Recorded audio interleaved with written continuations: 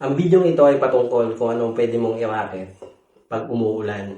Magandang araw, ako nga pala si Orly Cabillo. So, konting kwento. So, alam naman po natin na sa buhay natin it's either umuulan o umiinit lang, lalong-lalo na sa ating bansang Pilipinas.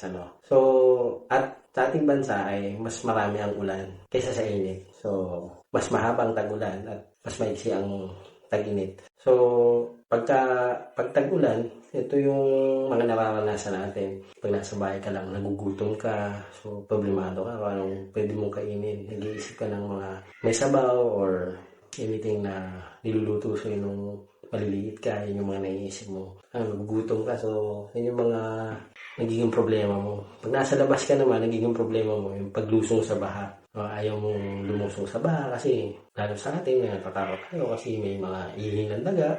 So, yun yung mga problema mo, yung pag-transport mo. Ayan yung mga pinakamalalaking problema na kinakaharap natin pagka umuulan kasi may baha, may tubig, nagkikambasa, then kung nasa bahay ka naman, nagugutom ka. Ano nga ba yung mga pwede mong i-racket o pwedeng inegosyo pag umuulan? Isa sa pwede mong inegosyo pag umuulan o i-racket mo, yung mga pagkain.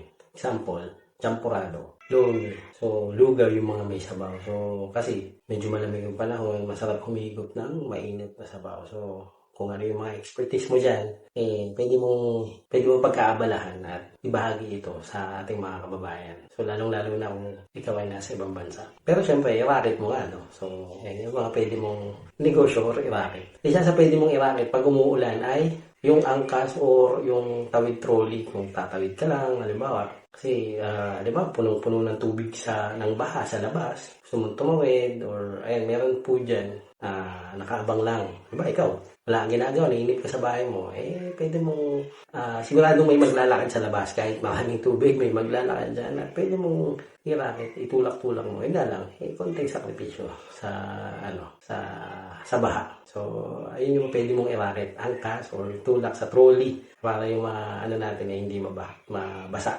Yun yung mga customer natin. Pero ito, season na lang. So, isa pang pwede mong i-racket o negosyo pag umulan ay kung may malaki rent a ride or kung malaki sasakyan mo, why not gamitin mo na lang para pagkakitaan or i-racket mo or i-negosyo mo pag umulan, lalo na pag baha.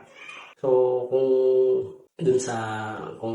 alam natin, pang social lang natin, lalo na yung mga off-road na sasakyan, ang dami nating pwedeng sakay dyan. At yung matataas na sasakyan, hindi inaabot ng tubig, malalakas pa makina. So, why not take the opportunity? Makatulong ka na sa mga taong nangangailangan. At the same time, ikaw mismo, nagiging productive ka sa sarili mo. So, ayun yung mga pwede nating i-racket or inegosyo pag panahon ng umuulan. So, bakit ko nga pala ito ginagawa? So, sa atin, syempre, ating mga Pilipino, madidiskarte tayo para maging-share, para makapag-inspire or makapag-share ng awareness sa mga taong naiinip, nasa bahay, or gusto maging productive kahit umuulan. So, ayun yung mga pwede natin gawin. So, bakit ko nga pala ito ginagawa? Kasi naniniwala ako dun sa phrases na delayed gratification. Dahil kahit anong gawin natin, kahit ano pang sa ating mga ginagawa, sa ating mga paghihirap, hindi man malaki yung nakukuha mo, I'm sure 100% mag-gratify ka din later on. So, kasi ang kalaban kasi natin dito pag umuulan, hindi ka productive Yung halimbawa, nasa bahay ka lang, tapos, example, wala ka rin internet, pwede ka magluto. At the same time, kung pwede ka lumabas, tumulong ka sa ibang tao na nangangailangan. Yun naman ang yun naman ang kalaban natin doon yung pagkabagot kasi nga naulan, wala kang magawa, nasa bahay ka lang. So, yung mga kalaban natin. So, kung kaisa kita sa mga or kung naaabot man mo ang puntong ito ng video at nagustuhan mo yung pinapanood mo, halika, join ka sa group ko. Lalagay ko yung link sa baba, Discarding Pinoy.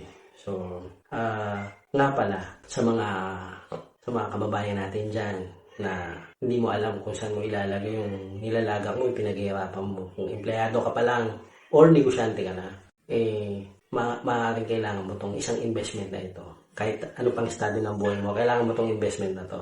Ay life insurance, nag-o-offer ako ng life insurance. And I can help you with that. And kung meron ka na nun, meron pang isang importanteng investment. yun ay property na pwede mo maging asset in the future. So, yun lahat lang, I can help you with that. So, yun nga pala, kung nag-enjoy ka sa video ito, please like and share, comment below kung ano ba yung gusto mong topic na pwede natin pag-usapan. So, sa muli, kalas!